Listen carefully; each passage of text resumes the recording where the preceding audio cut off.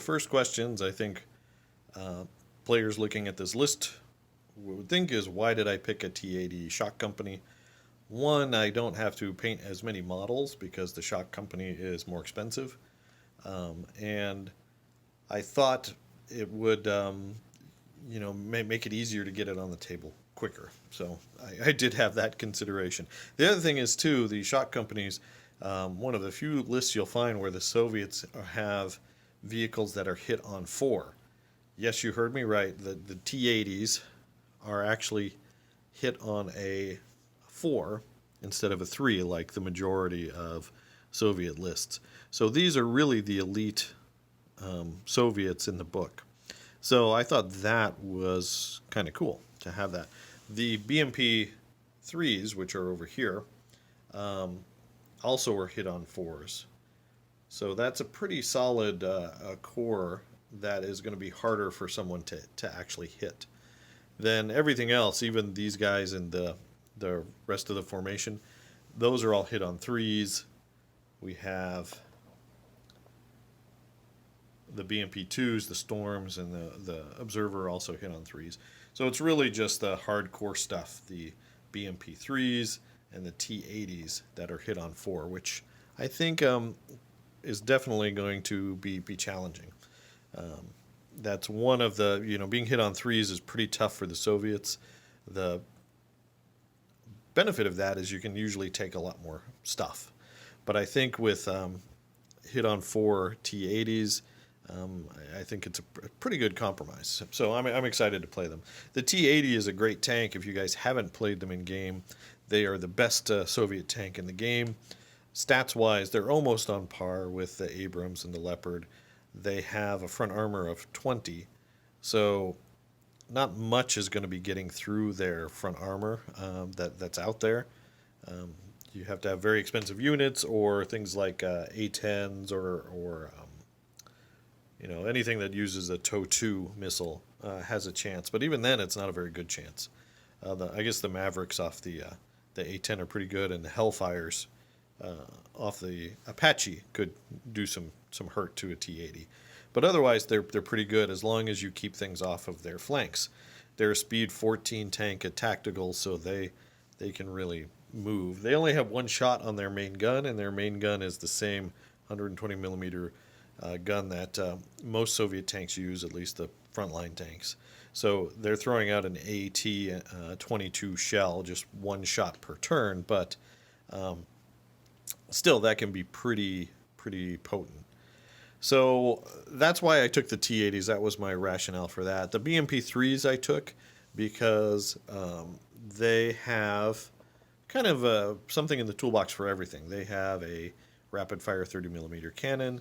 They have a 100mm cannon that can fire missiles as well as shoot directly. Really good at taking out dug-in infantry teams.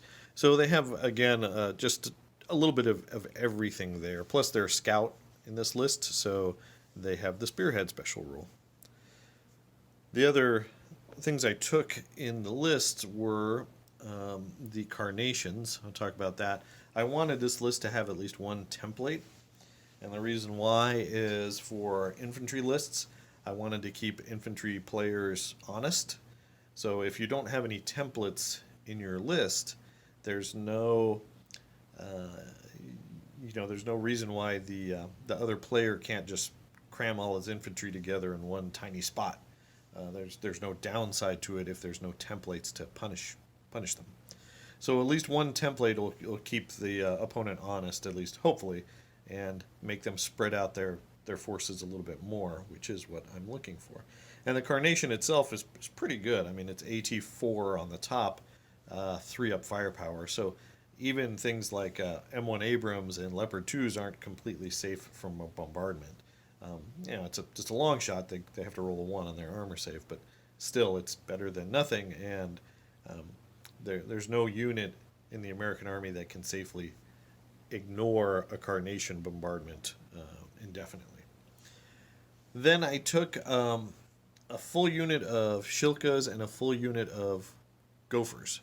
And the reason why is, one, they're pretty cheap, and two, I have no idea whether I'm going to be facing air or not at this point. So I wanted to make sure that if air showed up, I was covered. So the Gophers, these missile launching ones, are pretty good, but they have no direct fire. They don't have machine guns. All they are missiles. So if your opponent runs up something, fast recon or infantry up on them, they have no way to defend themselves. They can't hurt anyone. But they do have a very large bubble of anti-aircraft coverage, which is pretty important. Then the Shilkas, these guys over here, they're the ones with the turrets, and they are similar in purpose to the Gophers. They're anti-aircraft, but their cannons are shorter ranged. I think they're 32 inches against air targets. But they get more shots. They pump out more shots. Less firepower. I think a 5-up firepower, but it can really dump out the shots. The other thing is, too, the Shilka can be multi-purpose in that those cannons can be fired in infantry.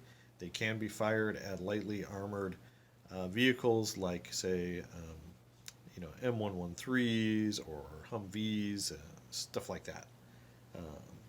It can still be an effective tank against those type of things. So that's why I took a full unit of those. The idea is that the Shilkas will probably accompany the T-80s wherever they go, and the Gophers will hang back and provide a large bubble for the whole force. All right, so that is my core formation. So you notice I've got 1, 2, 3, 4, 5, 6 units in my core formation. So I'm not worried about my core formation breaking anytime soon. If they break all this, I've got bigger problems. So not too worried about that. But that's my core formation. Then over here we have the stuff that's outside my formation, the support. I took BMP 2s because they're a little bit cheaper, and I didn't have any more BMP 3s. Plus, they're still pretty decent. They have an anti-tank missile. They have a cannon to deal with infantry. So they're good multi-purpose, and it gives me another spearhead unit. The Storms were taken because they can, and I like how these look. This is the same kind of track as the Gopher, but basically it's a pure anti-tank vehicle, no machine gun or anything like that. It's just good against anti-tank, but it fires a really great, I think it's AT-23 missile, and it's something things even like Abrams can't ignore. Can't ignore this guy. So it's just a few more. Because the T-80s only have 7 shots per turn, I wanted to up the number of tank killing shots I had in any one particular turn. And the Storms are a good way to do that. They're cheap, they have paper thin armor, but that you can't ignore their missiles.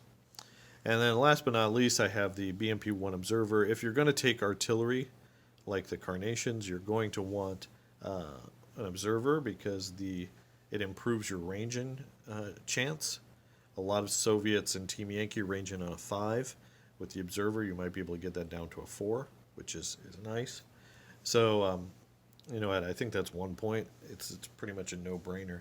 So that is the whole force, and you'll notice that, when I build a force, I kind of look at the things what am I going to be facing, or potentially be facing? Am I going to be facing tanks? If so, then maybe I want to make sure I have things that can deal with tanks. The T-80s are an obvious first choice for tanks. The Storms are a credible threat against tanks. And the BMP 3s are pretty good against tanks. They have a decent missile. The BMP 2s, maybe from the side, their missiles aren't as good, but they do have anti-tank missiles as well. So I've got a lot of anti-tank. Okay, so that's covered. Now, what about infantry? If I face a lot of infantry, say like a mechanized infantry company or something like that. Well, the T-80s are going to be okay because their main gun is brutal. It could plunk out, teams in cover. They can take a dragon shot from the front and not worry about it. So they're pretty well protected against infantry, and they have machine guns so they can dig them out. So the tanks are credible threats. The Shilkas are also decent against infantry just because they bring a lot of shots to the table. And then the BMP-2s and the BMP-3s also have cannons and, that can take out infantry as well. So I feel like I'm covered there. The other big ace in the hole with infantry is that Carnation battery over there. Those guys really, again, with that template, can keep infantry lists, honest. Then, what if my opponent brings a lot of air? Maybe they max out on A-10s and Apaches or things like that. Well, that's why I bring more than one unit of AA. So I'm hoping the Gophers and the Shilkas will cover that threat. I don't necessarily want to invest on some of the newer Russian anti-aircraft options yet, just because I've got so many other projects, and this is really a second-tier army in my collection. So, but I figure 4 and 4, that's 8 units with some anti-aircraft ability. That might do well. The other thing to note in this force is that there are no aircraft or helicopters. And I did that for a couple of reasons as well. One, I don't have Su-25 models, and I only have like 4 Hinds. So with Soviet air, I feel like you need to either go max or don't go at all. If I could take 6 Hinds and 4 Su-25s, I might consider that.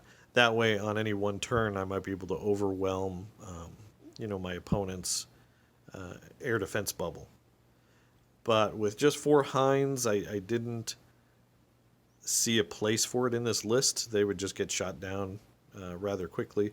One of the things, though, in taking Hinds is if you do take air power and your opponent knows that, is they're going to have to decide if you play a mission that's like got delayed reserves, or they have to put half of, or 40% of their force off the table. If you have air power, they're going to have to put AA on the table. Whereas if you don't have air power, like here, no air power, if my opponent brings anti-aircraft and we're playing a reserves mission, he won't need to. He could safely put his anti-aircraft in reserve or without worry. So there is an advantage to bringing air, even minimum air. But in this case, what unit would I have to give up that I have here to get air? And I don't see a unit that I want to give up that wouldn't leave a hole in my army in other places. All right, guys. Well, there you go. That is a unit list discussion. Now, again, I'm not saying that this is the best list that you can do with a shock company. I'm not saying this is a tournament winning list. I haven't been to a Team Yankee tournament in years, so I am not up on the meta. But I am saying that this is a fun force. It's got a little bit of something for every possible thing you might run into. And I think I will have a lot of fun playing it. And to me, that's the most important thing. The secondary is trying to win, but I also like winning, so I picked units that I thought would give me a good chance of winning based on what I had in my collection. So there you go, guys. Let me know what you think down in the comments below. How would you configure a T-80 shock company? Any suggestions there? How would you build it out different from this? Have you taken a T-80 shock company to a Team Yankee tournament? I would love to hear anyone's experience with that down in the comments below too. I would find that very interesting. So if you do like our content, I do ask that you please like and subscribe this video. Liking and subscribing definitely helps us out. Clicking that bell to receive notification when we release new content always helps. It helps with that YouTube algorithm. And one of the things we need to do is grow this channel, and anything you guys can do to help, we really appreciate it. There you go, guys. Thanks for checking out my Team Yankee Soviets. As always, keep on wargaming.